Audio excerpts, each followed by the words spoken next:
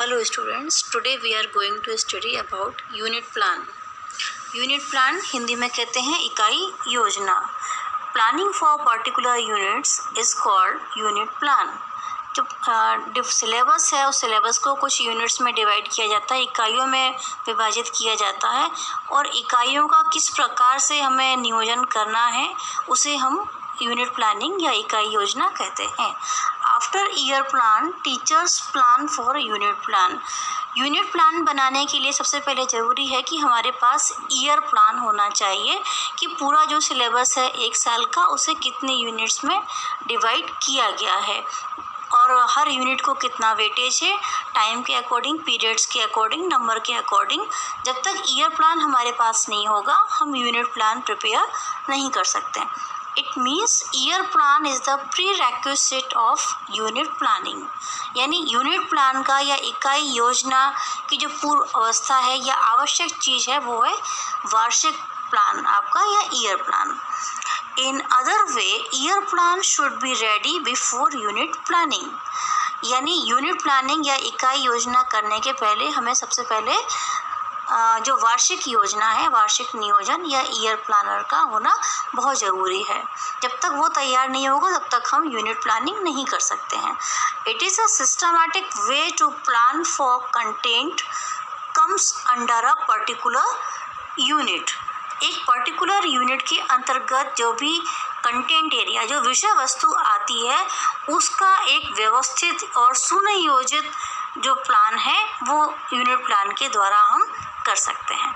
A teacher can plan for the allotment of period for the completion of particular unit, weightage given to different topics and weightage of instructional objectives. हम क्या क्या कर सकते हैं एक इकाई योजना के द्वारा. एक अच्छा टीचर जो है वो allotment of periods for the completion of particular unit, यानी किसी पर्टिकुलर यूनिट को कितने लेक्चर्स में, कितने पीरियड्स में उसे कंप्लीट करना है, इस चीज़ को वो डिसाइड कर सकता है.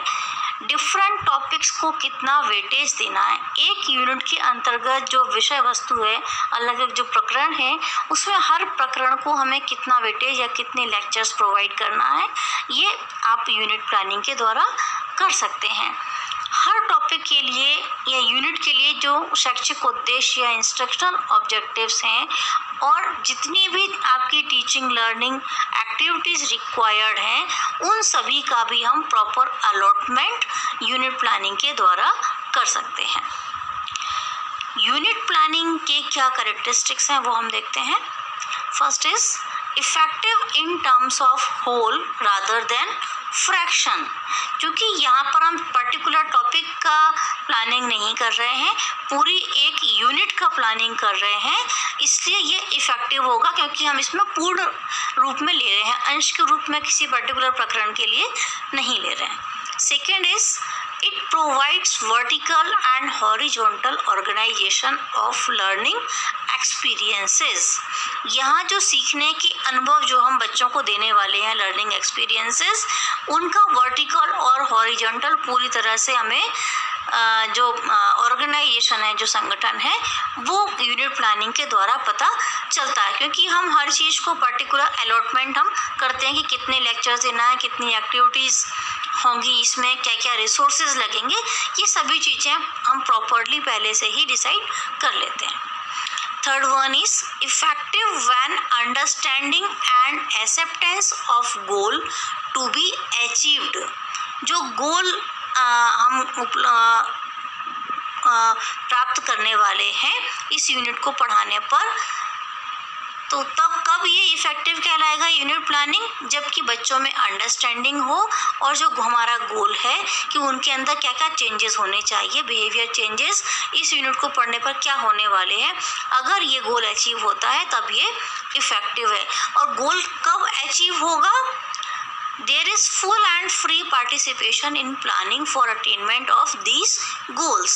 यदि इन गोल्स को अचीव करने के लिए आपको full and free participation planning के टाइम पर रहता है तभी गोल अचीव हो सकता है और बच्चों के अंदर अंडरस्टैंडिंग डेवलप होगी. Next one is necessity for providing for individual differences in terms of learning and interest. Means unit planning के द्वारा क्या चीज़ यहाँ आवश्यक है कि बच्चों के अंदर जो इंडिविजुअल डिफरेंसेस हैं, जो वैयक्तिक अंतर जो है, विभिन्नताएं जो बच्चों में सीखने के प्रति यानी लर्निंग और उनकी रुचियां जो हैं अलग अलग होती हैं। हर बच्चे का सीखने का कैपेसिटी अलग होती है, उनकी गति अलग होती है सीखने की, और उनके जो वेराइड इंटरेस्ट हैं, उनकी रुचि अलग अलग चीज़ों में होती है। उसके अकॉर्डिंग हमें इंडिविजुअल जो डिफरेंसेस हैं उसके अकॉर्डिंग हमें टीचिंग लर्निंग प्रोसेस को प्लान करना चाहिए। इन सभी चीज़ों को ध्यान में रखते हुए ही यूनिट प्लानिंग की जाए। Next one is provide sound basis for evaluation. Unit planning के द्वारा हमें इवेल्युएशन यानी मूल्यांकन के लिए एक सटीक आधार प्राप्त होता है, क्योंकि यहाँ पर हम इंस्ट्रक्शनल ऑब्जेक्टिव से लेकर यूनिट प्लानिंग के अंतर्गत सबसे पहले हम लोग ऑब्जेक्टिव डिसाइड करते हैं, फिर क्या लर्निंग एक्सपीरियंसेस देना है, वो सभी चीज़ें डिसाइड होती हैं। तो इसमें लास्ट में एक टीचर को ये भी सोचना है कि किस मेथड के द्वारा हम असेसमेंट या इवेल्युएशन करेंगे, यानी बच्चों के अंदर वो व्यवहार परिवर्तन हुआ है या नहीं हुआ है, हमारे गोल्स अचीव हुए हैं या नहीं हुए हैं, इस चीज़ के आकलन के लिए क्या टूल्स वो यूज़ करेंगे, क्या टेक्निक्स यूज़ करेंगे, ये भी यूनिट प्लानिंग में टीचर को पहले से डिसाइड करना है, so that we can say that it provides sound basis for evaluation. Next point is types of unit plan. Unit plan कितने प्रकार की होती हैं, इकाई योजनाएं? तो दो प्रकार की हैं मेनली। पहला जो है वो सब्जेक्ट मैटर के अकॉर्डिंग, और दूसरा जो आपका है वो है एक्सपीरियंस के अकॉर्डिंग। तो first one is subject matter units, यानी विषय वस्तु के आधार पर इकाइयाँ। इसको भी वापस से 3 भागों में डिवाइड किया गया है। पहला है टॉपिकल यूनिट्स, यानी कि टॉपिक्स के अकॉर्डिंग, प्रकरण के हिसाब से यूनिट को डिवाइड करना। Then next one is the generalization unit, यानी सामान्यीकरण के आधार पर जो भी चीज़ें हम लेने जा रहे हैं उसमें आप या तो ये देख सकते हैं कि सरल से कठिन की ओर जो है उसके अकॉर्डिंग आप उसको डिवाइड करें।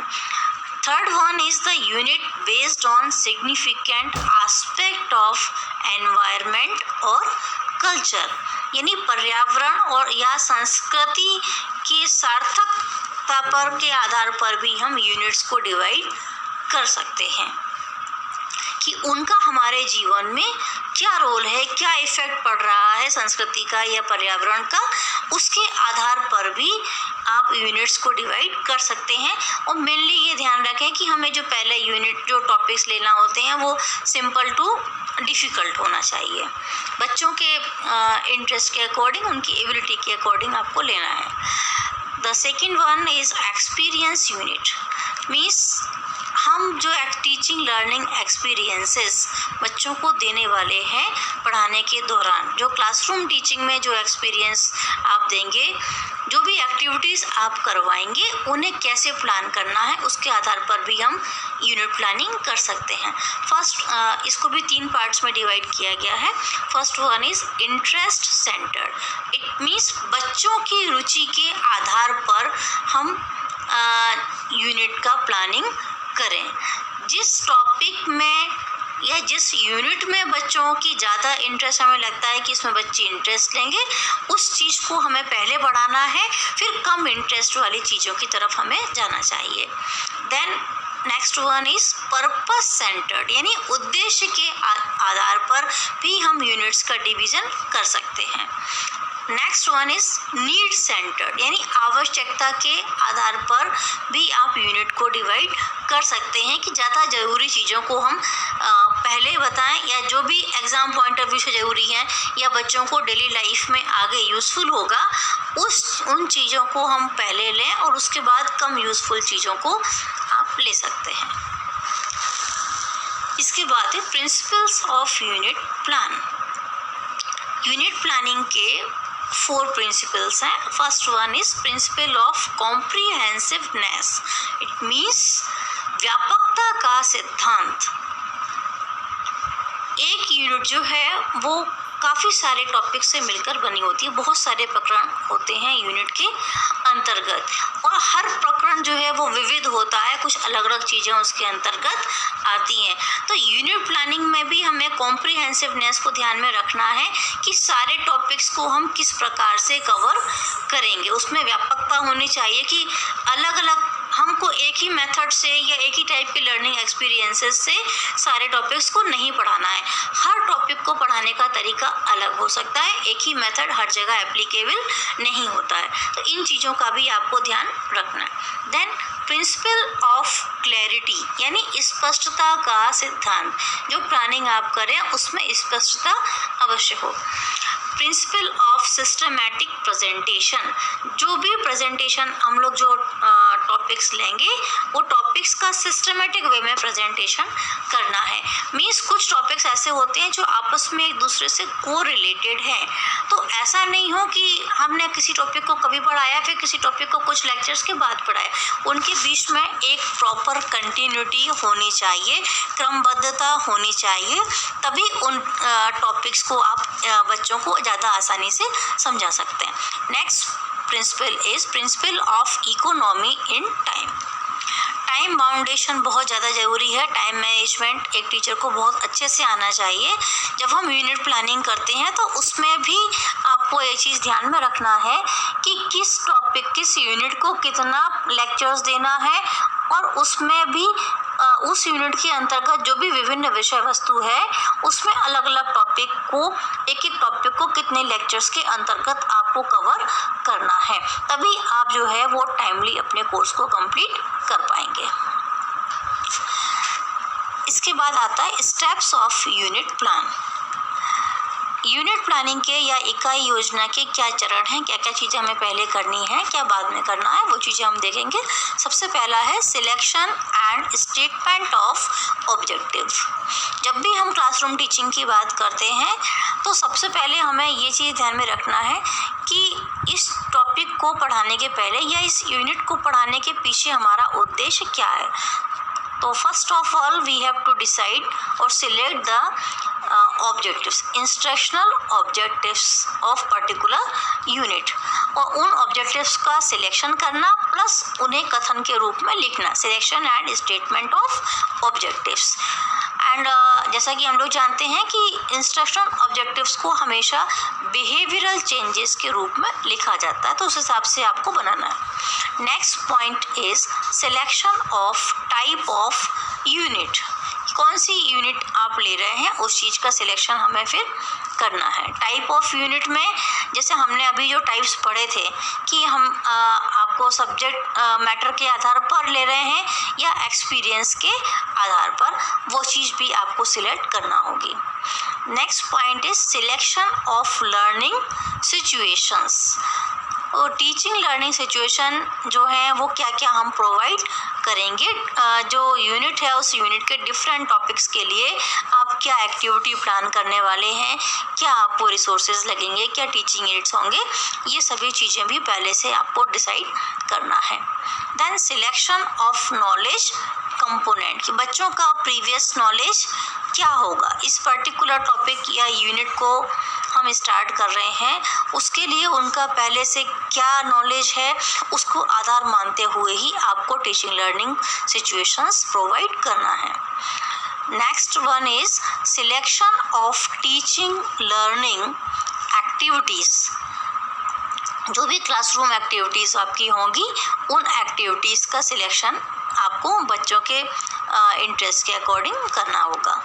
Last one is selection of evaluation method. पढ़ाने के बाद बच्चों के अंदर कोई चेंज आया है या नहीं आया है, इस चीज़ की असेसमेंट के लिए आपको एक प्रॉपर इवेल्युएशन टूल या टेक्निक का या मेथड का चयन करना होगा। This is the last step for unit plan.